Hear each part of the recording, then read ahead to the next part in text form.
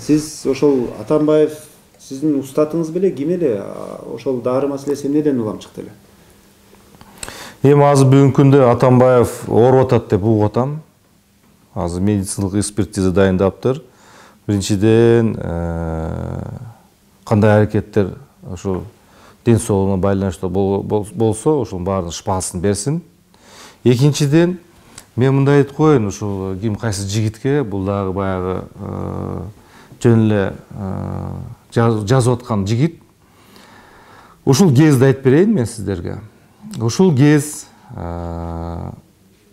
тарыхта биринчи жолу Атамбаев Алмаз Шаршенович өзүнүн ыктыяры менен президенттиктен кетип, жаңы президентке берип аткан, өзүнүн орун берип аткан учур болчу. Коопсуздук кеңеш ушул учур.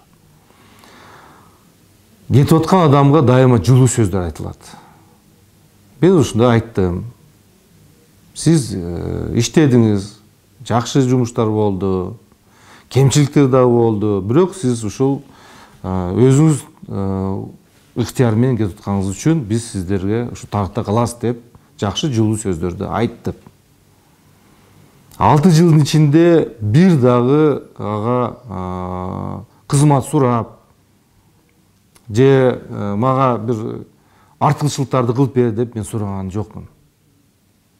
Андан тескери мен Ош шаарында мэр болуп аткан Мырзахматов ошондо ал куугунтукка учурап, мен ошондо колдоп барып, ал мен чогуу жүрдүм. Ошондо Атамбаев мага капа болду. Кийин мына конституцияны өзгөртөм деп атканда биз Атамекен фракция менен Текебаев менен чогуу ошол конституцияга каршы чыктык. Бирок ушул киши айрына кетип атканда жылуу сөздөрдү айттык. Бул мен дагы бүгүнкү күндө деле айтам. Тарыхта калды, жакшы жаман президент болду. Ошон үчүн ушул сөздү мен аягына чейин айтам, айтып келем, айта берем.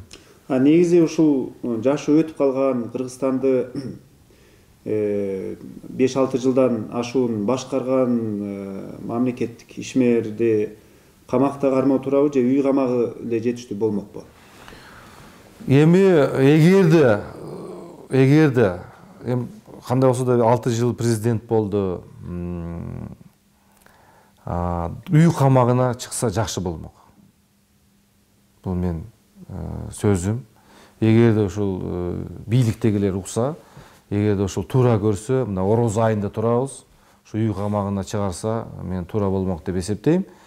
Анан кийин бизде мындай карасак, мына биринчи президентибиз Россияда жүрөт, экинчи президент Беларусияда жүрөт, үчүнчү президент түрмөдө отурат, 4-чү президент мындай кетиришип ал жерде жүрөт. Эми кандай болсо дагы кичине мындай гуманность болуш керек деген ойдомун да.